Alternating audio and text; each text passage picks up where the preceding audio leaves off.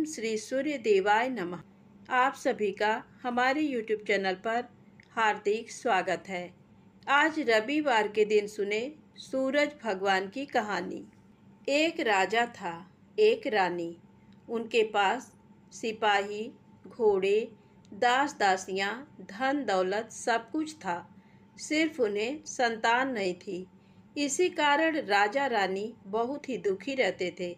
संतान प्राप्ति के लिए उन्होंने हर तरह का दान धर्म, धार्मिक अनुष्ठान, जप मंत्र, व्रत, पूजा पाठ किए, लेकिन कोई फायदा नहीं हुआ। अब राजा रानी दोनों ही बुढ़ापे की ओर बढ़ते गए। बुढ़ापे की ओर बढ़ते गए तो होता क्या है कि दोनों गहन सोच में पड़ गए। अब हमारे इतने बड़े राज्य का क्या होगा? कौन बनेगा इस राज्य का वारिस? कौन लेगा प्रजा की जिम्मेदारी? राजा रानी दिन रात इसी चिंता में घुलने लगे। उन्हें खाने पीने की भी सुध नहीं रहती। तो एक सुबह राजा के दरबार में एक साधु आता है। तो दासी रानी को इत्तिला करती है। तब वह दासी से कहती है, ये मेरा अंतिम दान धर्म है। इसके बाद मैं अपने हाथों से कोई दान धर्म नहीं करूँगी। रानी चावल भरा छाछ हाथ में लेकर बाहर आती है और साधु की झोली में भिक्षा डालने आगे बढ़ती है। तो उसके चेहरे पर छाई उद्विग्नता साधु की दृष्टि में आती है। वह उससे पूछता है, रानी साहिबा, क्या हुआ है? आप क्यों इतनी उदास हैं? तब रानी साधु को सारी हकीकत बताती है और सिसकने लगती है। उस पर वह साधु कुछ पल गंभीर हो जाता है और कहता है, चिंता मत करना रानी साहिबा, आपकी संतान की इच्छा पूरी हो जाएगी। आपकी कोख से एक पुत्र जन्म लेगा। मात्र वह 14 साल तक ही आप लोगों को मिलेगा। उसके आगे वह इस मृत्यु लोक में नहीं रह पाएगा। इससे बढ़कर आपको कुछ देना मेरे लिए संभव नहीं है। अपनी बात पूरी करते उसने अपनी झोली में हाथ डाला, थोड़ी सी भभूत निकालकर रानी को दी और कहा, आप और महाराज दोनों इसे बांटकर ग्रहण करना। तुम्हें जल्द ही पुत्र प्राप्ति होगी। इतना कहकर साधु अपनी राह चला गया। उसके जाने के बाद रानी सोचने लगी, 14 साल तो 14 साल ही सही, उतने समय के लिए हमें पुत्र मिलेगा, यही काफ़ी है। उतने साल तक मैं उसे जी जान से बड़ा करूँगी, उसे ढेर सारा प्यार दुलार दूँगी, अपनी संतान की मुराद पूरी करूँगी। उस रात अपना सारा राजकाज खत्म करके राजा जब रानी के महल में गए तो रानी ने राजा को सारी बात बताई और साधु की दी हुई भभूत राजा को दिखाकर बोली, साधु महाराज ने ये भभूत हम दोनों को ग्रहण करने को कहा है। राजा बोले, इतना दान धर्म किया, जप तप किया, कोई फल नहीं मिला। अब इस भभूत से हमें संतान प्राप्त होगी क्या? उस पर रानी बोली, जब इतना सब कुछ किया तो अब ये भी सही, खामख्वाह उस साधु के क्रोध को क्यों बुलावा दें। राजा को अब किसी पर विश्वास नहीं था, पर रानी को दुख न पहुँचे इसलिए वह राजी हो गया। राजा रानी दोनों नहाते धोते हैं, फिर अपने भगवान का नाम स्मरण करते हैं, अपने पुरखों को स्मरण करते हैं और उस साधु महाराज का नाम स्मरण करके वह भभूत बांटकर दोनों खाते हैं। उसके बाद दोनों निश्चिंत होकर सो जाते हैं। तो कुछ दिन गुजर जाते हैं और साधु द्वारा कहे अनुसार रानी गर्भवती हो जाती हैं। उस पर राजा रानी दोनों की खुशी गगन में नहीं समाती। राजा रानी से बोला, महारानी, सचमुच साधु महाराज की कृपा हो गई। तो 9 माह 9 दिन और 9 घंटे पूरे होकर रानी ने एक सुंदर गोरे चिट्टे पुत्र को जन्म दिया। राजा ने बड़ी धूमधाम से पुत्र का नामकरण किया। सारे राज्य में 8 दिन तक अन्न संतर्पण रखा, उत्सव मनाया गया। अब पुत्र की कुंडली देखने के लिए राज्य के सबसे विद्वान पंडित जी को बुलाया। तो कुंडली देखकर पंडित जी बड़े चिंतित हो गए। कहने लगे, महाराज, हमारा राजपुत्र सिर्फ 14 साल तक हमारे पास रहेगा। राजा को इस बात की भनक थी ही, रानी को भी। साधु महाराज की बात याद थी। दोनों चुप रह जाते हैं। उसके बाद राजा और रानी बड़े प्यार से बेटे की परवरिश करते हैं, उसकी हर ख्वाहिश पूरी करते हैं। थोड़े समय के लिए ही सही, भगवान ने संतान की अपनी मुराद पूरी कर दी। इससे वे समाधान मानते हैं। राजपुत्र दिन प्रतिदिन बड़ा होता है। जब वह 7 साल का हो जाता है तो राजा एक अच्छे गुरु की नियुक्ति करके उसे पढ़ाई लिखाई, राजशास्त्र, शस्त्र विद्या, घुड़सवारी इत्यादि 12 विद्याओं का शिक्षण देते हैं। जब वह सब शास्त्र विद्या में पारंगत हो जाता है और 12 साल की उम्र का हो जाता है, तब एक अच्छी सी राजकन्या खोजकर उसकी शादी कर देते हैं। तो 2 और साल बीत जाते हैं। बेटा 14 साल का हो जाता है। एक दिन राजपुत्र राजा से बोलता है, पिताजी, मैं अपना सारा राज्य घूमकर देखना चाहता हूँ। आज तक मैंने सिर्फ इस रजवाड़े के अतिरिक्त कुछ नहीं देखा है। बेटे की बात सुनकर राजा चिंतित हो जाता है, क्योंकि पुत्र को 14वां साल शुरू हुआ था। अब कोई अनहोनी होने का वक्त नज़दीक आ पहुंचा था, लेकिन राजा ये सब बातें पुत्र को बता नहीं सकता था। वह क्या करता है कि चेहरे पर खुशी लाकर बेटे से कहता है, हाँ हाँ, जरूर जाओ बेटा, तुम्हें अपना सारा राज्य घूम कर देखना चाहिए। कहाँ क्या है ये सब जानना चाहिए। कल मेरे बाद तुम्ही को तो राजा बनना है। मात्र एक बात का ध्यान रखें, तुम जहाँ जा रहे हो, क्या कर रहे हो, ये बात अपनी पत्नी को नहीं बताना।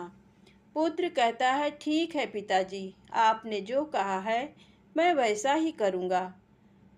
राजपुत्र दिन भर अपनी पत्नी के साथ मौज मस्ती करता है, खुशियाँ मनाता है और रात को ठीक 12 बजे बिस्तर से उठकर बाहर चला जाता है।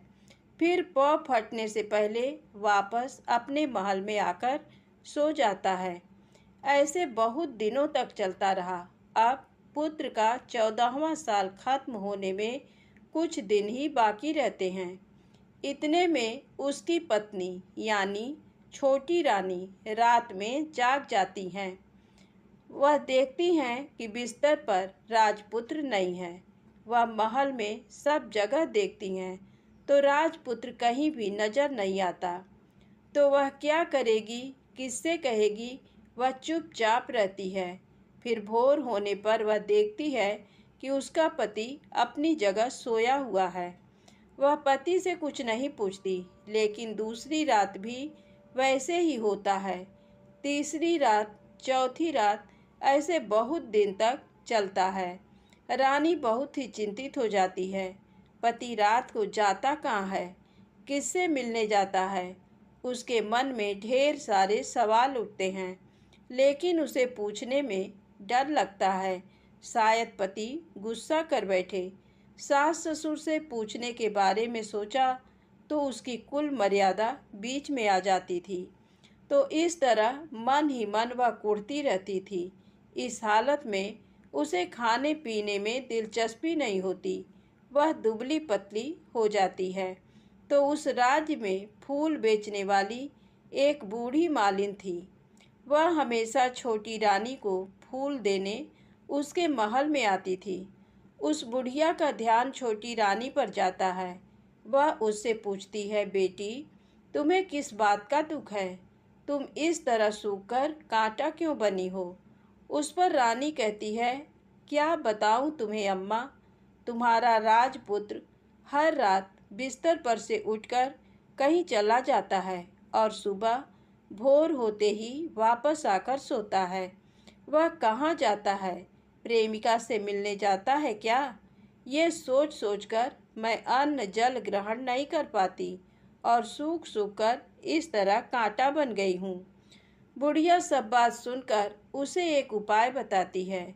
तो बेटी ऐसा करना, आज रात तुम सोना मत, उसके पीछे जाकर देखना कि वह कहाँ जाता है, क्या करता है, उसकी अच्छी तरह से पहरेदारी करना। पर मुझे नींद आ गई तो तुम्हें नींद ना आए, इसलिए एक काम करना, अपने बाएं हाथ की उंगली में एक जख्म करना, उस पर थोड़ी सी मिर्च छिड़कना, उससे तुम्हें बड़ी जलन होगी और उस पीड़ा से तुम्हें रात भर नींद नहीं आएगी। रानी बुढ़िया के कहे अनुसार करती हैं। उंगली की जलन से उसे बड़ी देर तक नींद नहीं आती, लेकिन बाद में वह सो जाती है। दूसरे दिन सुबह बुढ़िया फूल लेकर उसके महल में पहुंचती है और पूछती है, क्या हुआ बेटी, देख पाई पति कहाँ जाता है? रानी कहती है, नहीं अम्मा, पहले कुछ समय जलन के कारण मुझे नींद नहीं आई, पर कुछ देर पश्चात मैं सो गई। बुढ़िया कहती है, कोई बात नहीं, आज तुम उंगली पर पहले से थोड़ा बड़ा जख्म करना और ज़्यादा मिर्च लगाना। तो रानी वैसे ही करती है, परंतु वह सिर्फ पति के बिस्तर से उठकर बाहर निकलते वक्त तक जाग पाई। वह उसके पीछे नहीं जा सकी, क्योंकि उसकी आंखें उस समय तक मुद गई थी। दूसरे दिन सुबह बुढ़िया आती है तो उसने पूछने से पहले ही रानी रो कर कहती है, अम्मा, मैं आज भी उनकी पहरेदारी ठीक तरह नहीं कर पाई।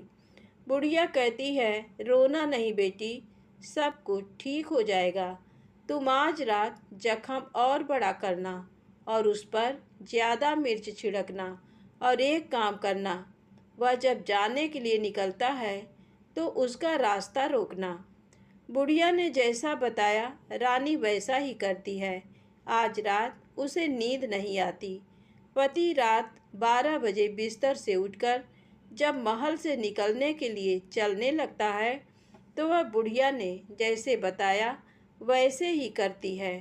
दौड़ कर जाकर पति का रास्ता रोकती है और कहती है, कहाँ जा रहे हो, किससे मिलने जा रहे हो, मुझे बताओ। राजपुत्र उसे समझाने की बहुत कोशिश करता है। देखो, अगर मैंने तुम्हें वह बताया तो मैं तुम्हें दोबारा नहीं मिल पाऊंगा। रानी कहती है, कोई बात नहीं, ना मिल पाओ, लेकिन आप रात के समय कहाँ जाते हो ये मुझे पहले बता दीजिए। राजपुत्र निरुपाय हो जाता है। पत्नी की जिद के आगे उसकी एक नहीं चल पाती।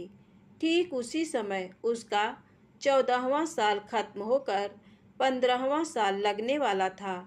जो होता है वह हो जाने दो, वह सोचता है और कुछ चावल मंत्रों से सिद्ध करके पत्नी को देकर कहता है, इन चावलों के दानों को दोनों हाथों की मुट्ठी में पकड़ना। पहले दाएं हाथ में पकड़े चावल मेरे ऊपर फेंकना। मैं कौन हूँ तुम्हें पता चल जाएगा। बाद में बाएं हाथ में पकड़े चावल मेरे ऊपर फेंकना। मैं जैसा था तुम्हें मिल जाऊंगा, लेकिन यदि तुम बाएं हाथ के चावल मेरे ऊपर फेंकना भूल गई तो मैं तुम्हें कभी नहीं मिल पाऊंगा। रानी ने कहा, नहीं भूलूंगी। रानी बड़े आत्मविश्वास के साथ कहकर दाएं हाथ में पकड़े चावल पति के ऊपर फेंक देती है तो राजपुत्र एकदम एक विशाल घोड़ा बन जाता है। एकदम उम्दा, सफ़ेद, गर्दन पर लंबी अयाल। देखते देखते वह तेजी से दौड़ने लगता है। रानी उस घोड़े को एकदम भौचक्की होकर देखने लगती है और पति ने बाएं हाथ के चावल फेंकने की जो बात कही थी वह भूल जाती है। उसकी आंखों के सामने घोड़ा महल से बाहर निकलकर चला जाता है। घोड़ा जो महल से बाहर जाता है तो वापस नहीं आता। अब रानी को बड़ा पश्चाताप होता है। वह स्वयं को कोसने लगती है, लेकिन अब उसका कोई फायदा नहीं होने वाला था। राजपुत्र अब वापस नहीं आने वाला था। सुबह होते ही महाराजा महारानी को सब बात पता चलती है। उन्हें बहुत दुख होता है। वे बिस्तर पकड़ते हैं और राह देखते हैं कि एक दिन उनका बेटा वापस आ जाए। इस तरह 1 महीना गुजरता है, 2 महीने गुजरते हैं, 3 महीने गुजरते हैं, आखिर 6 महीने पूरे होते हैं। राजपुत्र का कोई अता पता नहीं लगता। प्रधान राजपुत्र को ढूंढने के लिए राज्य के गांव-गांव सिपाही भेजता है, लेकिन उन्हें कोई सफलता नहीं मिलती।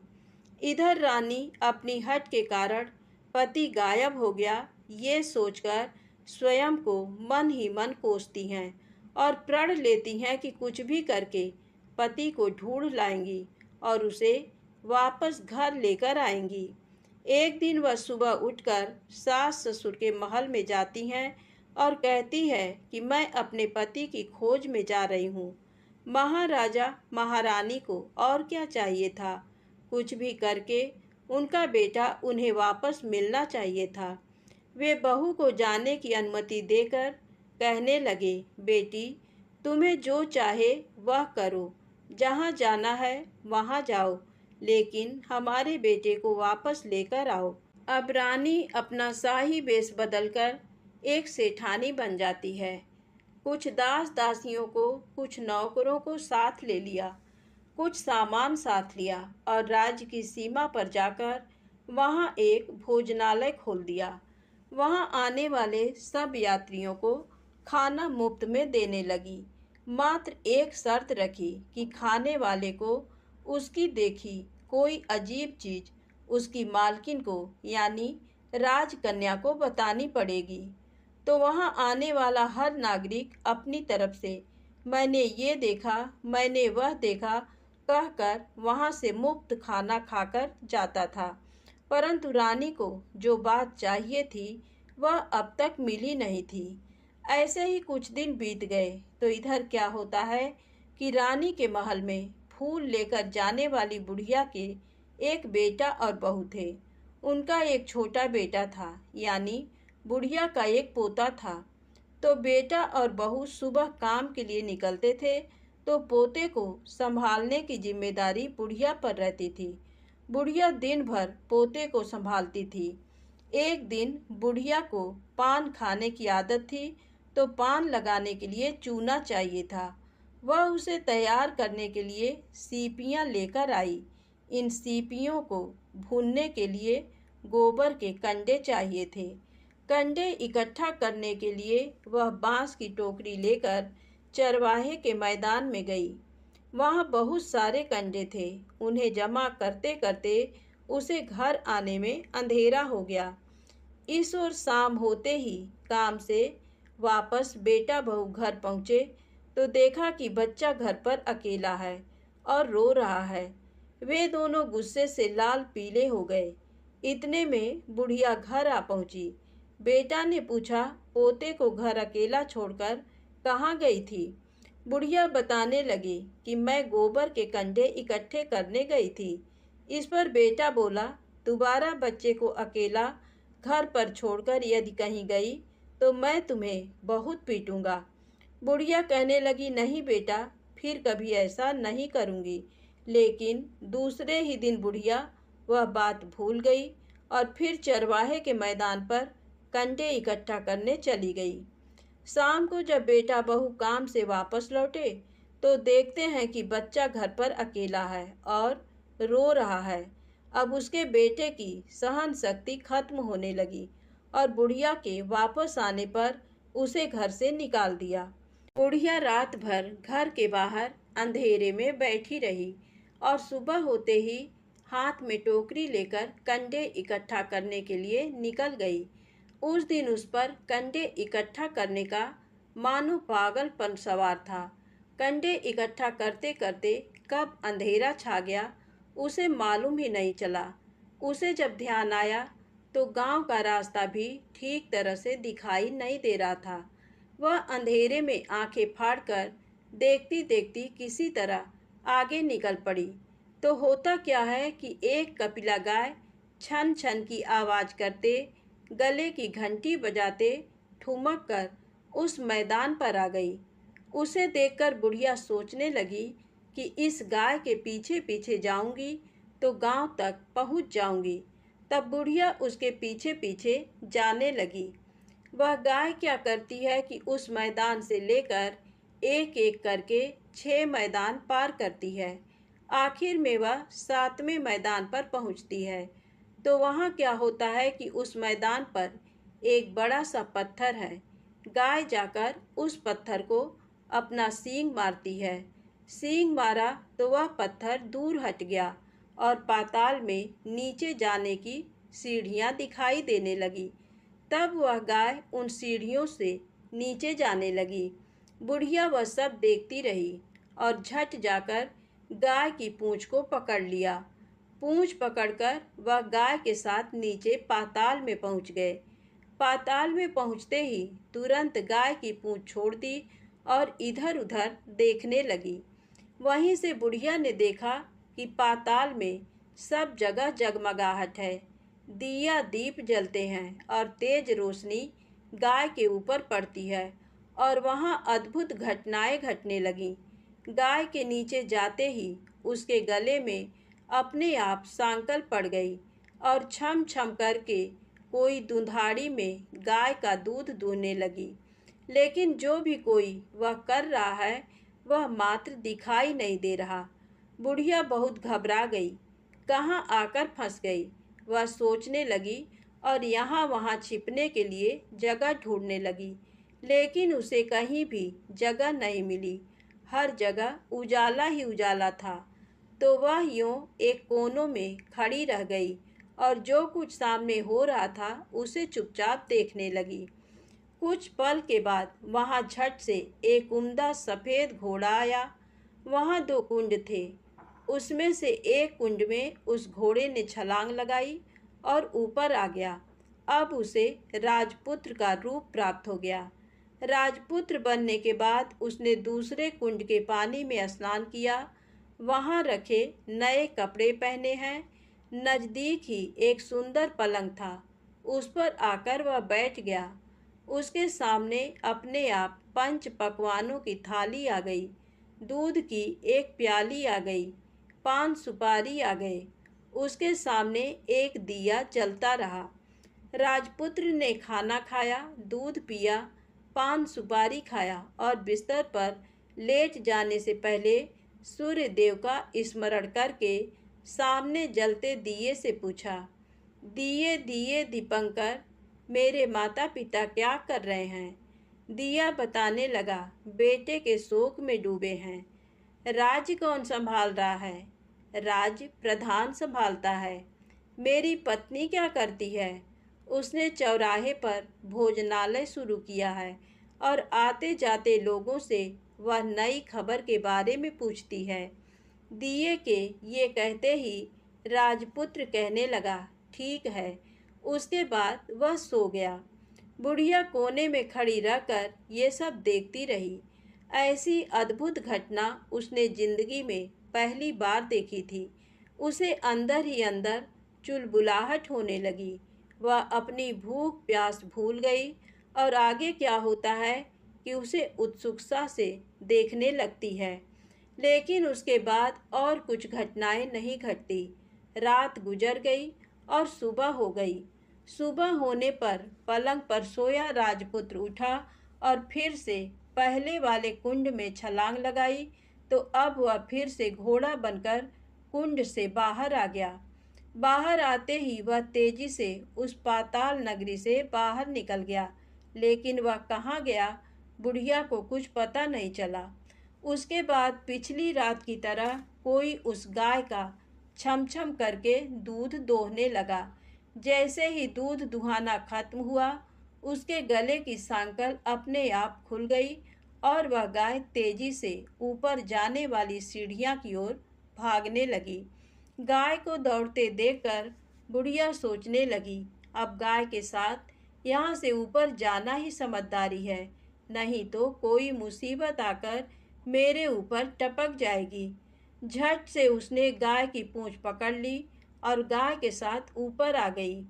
गाय जब ऊपर मैदान में पहुंची तो उस सुरंग का रास्ता अपने आप बंद हो गया और उसके मुंह पर एक बड़ा सा पत्थर पूर्ववत खड़ा हो गया। ऊपर आकर वह गाय जंगल की ओर निकल गई। इधर बुढ़िया एकदम बावली सी हो गई। उसने पाताल नगरी में जो कुछ देखा वह जल्द से जल्द किसी को बताने के लिए उतावली हो उठी। उसे एकदम याद आया कि नगर की सीमा पर कोई औरत भोजनालय चलाती है और नई बात बताने वाले को अच्छा खाना पीना मुफ्त में देती है। वह सोचने लगी कि क्यों न मैं ये बात उस औरत को जाकर बताऊं। यदि उसे ये बात पसंद आ गई तो बाकी जीवन खाने पीने की झंझट से मुक्ति मिलेगी। बुढ़िया ने मन में तय किया और तुरंत उस भोजनालय के द्वार पर टंगे नगाड़े के सामने खड़ी हो गई और जोर जोर से नगाड़ा बजाना शुरू कर दिया। नगाड़े का इस तरह शोर सुनकर मालकिन यानी छोटी रानी मन में प्रसन्न हो जाती हैं कि शायद कोई बड़ी बात लेकर यहाँ आया है। रानी सिपाहियों को आदेश देती है, जाइए और जो कोई आया है उसकी अच्छी खातिरदारी कीजिए। आदेश पाते ही सिपाही नीचे दौड़ गए तो एक बुढ़िया नगाड़ा बजा रही है। उन्होंने पूछा, क्यों री बुढ़िया, क्या हुआ, क्यों नगाड़ा बजा रही हो? बुढ़िया बोली, कुछ नहीं बेटा, यहाँ खाना मिलता है ना, इसलिए आई हूँ। खाना चाहिए, मिलेगा, लेकिन तुझे कोई नई बात बतानी पड़ेगी। हाँ बताऊंगी, एक बात मालूम है मुझे। इस पर सिपाही उसे अंदर लेकर आए। उनको मालकिन का आदेश था कि जो कोई बूढ़ा बुजुर्ग वहाँ आए उनके साथ अच्छी तरह पेश आना, उनका अच्छा आदर आतिथ्य करना। तो सिपाही ने उस बुढ़िया का भरपूर आदर आतिथ्य किया। उसे बड़ी सी थाली भरकर व्यंजन परोसते हैं। बुढ़िया कुछ दिनों से भूखी थी, वह खाने पर टूट पड़ी। खाना खाने के बाद सिपाही ने उसे नई साड़ी पहनने को दी। उसके बाद उसे लेकर रानी के पास आए। बुढ़िया और रानी ने तुरंत एक दूसरे को पहचान लिया। बुढ़िया बोली, बेटी तुम? और रानी बोली, अम्मा तुम? बड़ी देर तक दोनों भांति भांति की बातें करती रहीं। आखिर कुंवरनी बुढ़िया से कहने लगी, अम्मा अब बताओ तुमने क्या नई बात देखी है? नई बात? मैंने कोई नई बात देखी नहीं है। वह तो मेरे पास तुम्हें देने के लिए खाने के पैसे नहीं थे, इसलिए मैंने झूठ कहा और नगाड़ा बजाया। रानी ने कहा, अम्मा घबराना नहीं, मैं किसी को तुम्हारा नाम नहीं बताऊंगी। फिर भी बुढ़िया मैंने क्या देखा, कब देखा करके आनाकानी करने लगी। इस पर कुंवरनी ने उससे कहा, देखो अम्मा, यदि तुमने मुझे वह नई बात बताई तो जिंदगी भर मैं तुम्हारी देखभाल करूंगी और तुम्हें रानी माता की तरह रखूंगी। अब बुढ़िया बताने को तैयार हो गई। उसने जो कुछ उस चारागाह वाले मैदान पर देखा था वह सब कुछ कुंवर रानी को बता दिया।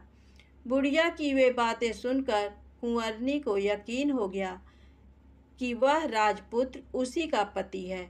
वह तुरंत बुढ़िया से कहने लगी, अम्मा मुझे उस जगह पर ले चलो। नहीं बेटी, वह पाताल राज्य है, सांप है। यदि किसी ने तुम्हें देख लिया तो तुम्हारी जान खतरे में पड़ सकती है। लेकिन रानी उसकी एक भी नहीं सुनती। उसे उस जगह ले जाने के लिए हठ करने लगी। आखिर में बुढ़िया ने उसका कहना मान लिया और कहने लगी, ठीक है, मैं तुम्हें वहाँ लेकर चलती हूँ, पर आज नहीं कल। वहाँ जाना है तो शाम को ही जाना होगा। तो दूसरे दिन दोपहर को रानी बुढ़िया के साथ उस मैदान पर गई और एक जगह छुपकर गाय के आने की राह देखने लगी।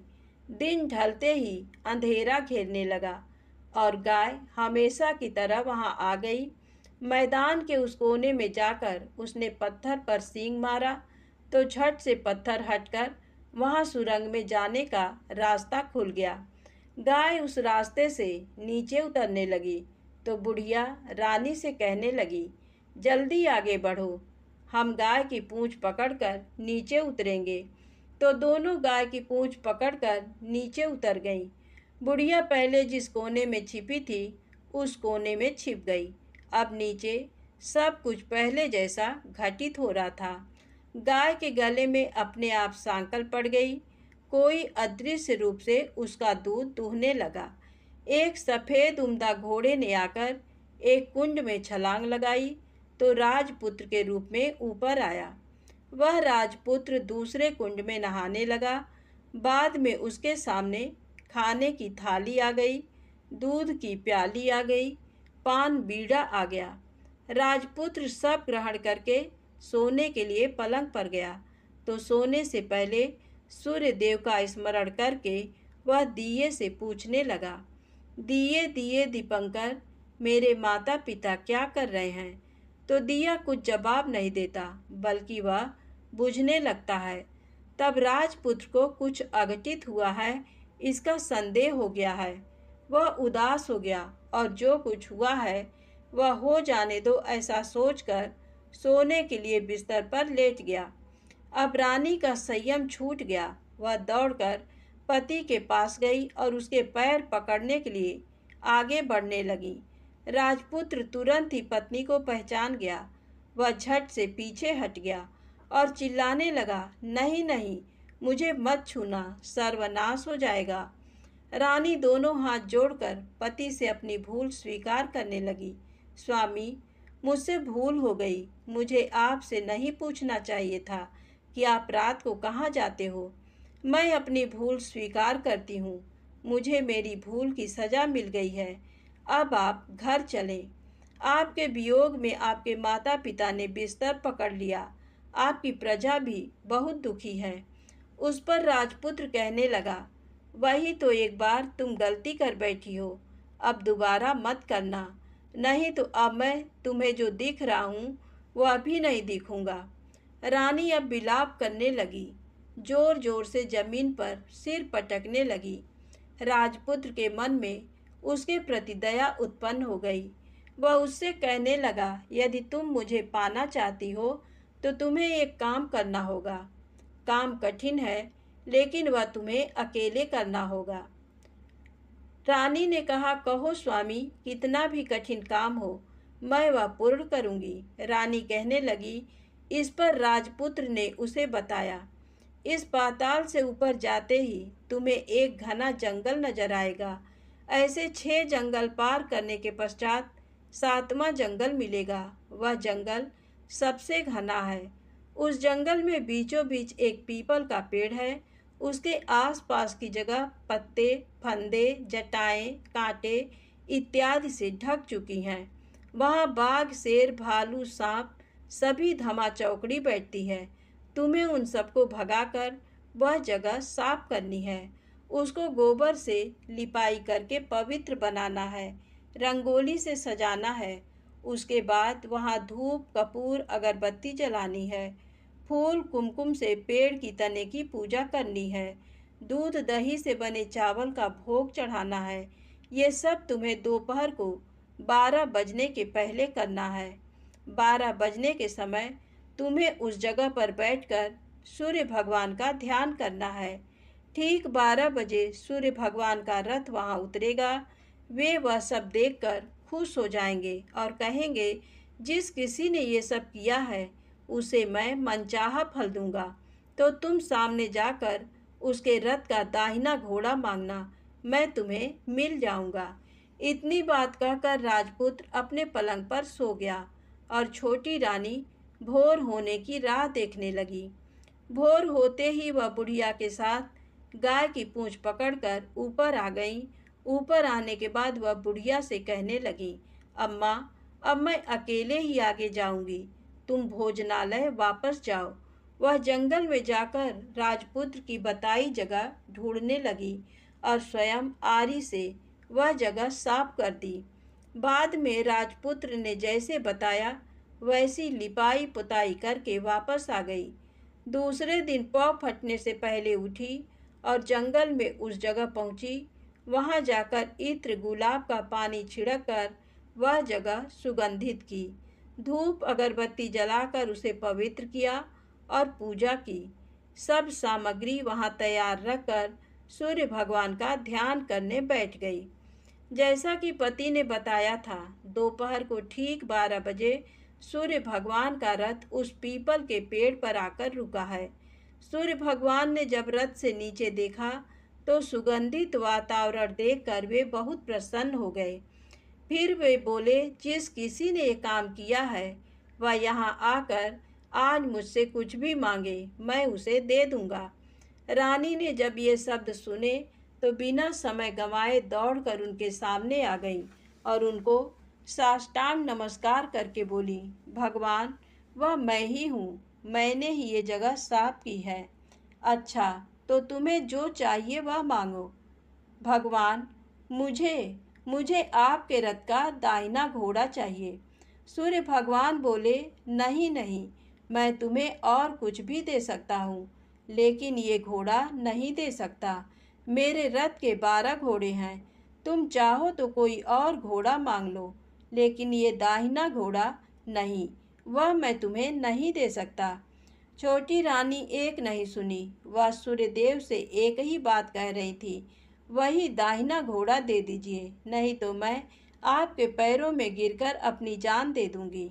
अब सूर्यदेव धर्म संकट में पड़ गए।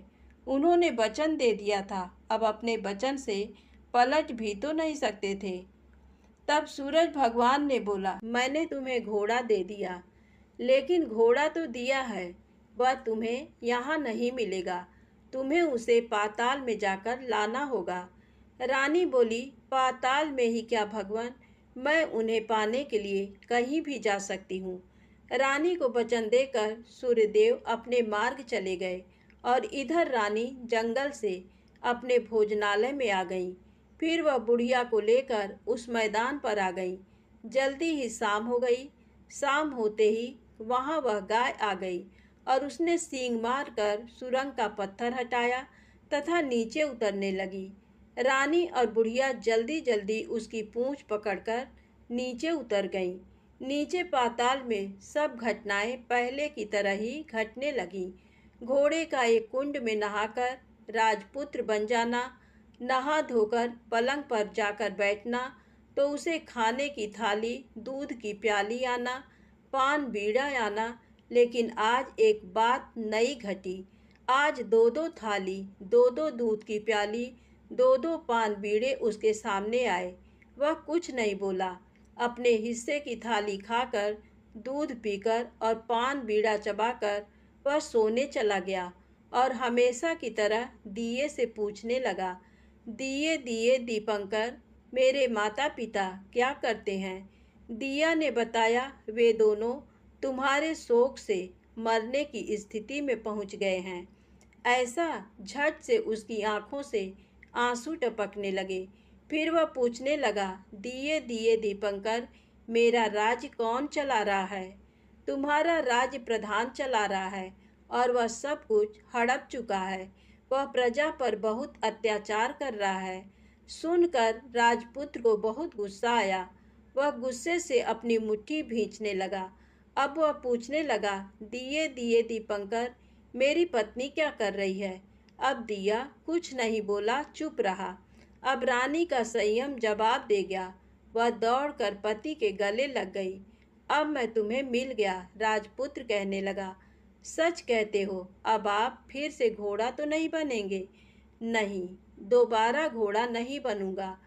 तुमने जो इतने सारे कष्ट उठाए हैं मुझे पाने के लिए, इसलिए सूर्यदेव ने मुझे सदा के लिए घोड़े के जन्म से मुक्त कर दिया है। राजपुत्र ने बड़े प्यार से कहा और उसे गले लगाया, उसके आंसू पोंछे। कुछ देर पश्चात भोर हो गई तो गाय की श्रृंखला टूटकर वह ऊपर भूलोक जाने लगी।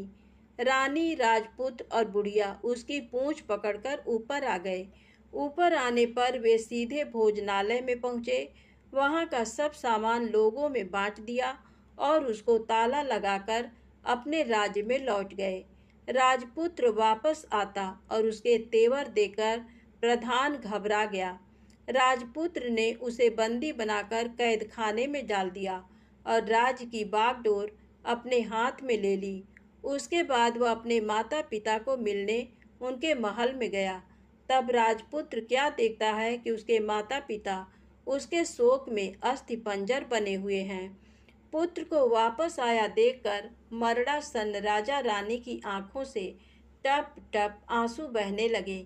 इन दोनों ने पुत्र को गले लगाया, उसे प्यार से सहलाया। इतना होने के बाद उनके सेहत में एकदम सुधार आने लगा। वे अब बिस्तर से उठकर बैठ गए हैं। पुत्र को आशीष देने लगे। राजपुत्र के आने की खबर तुरंत राज्य भर में फैल गई। प्रजा खुशी से फूली नहीं समाई।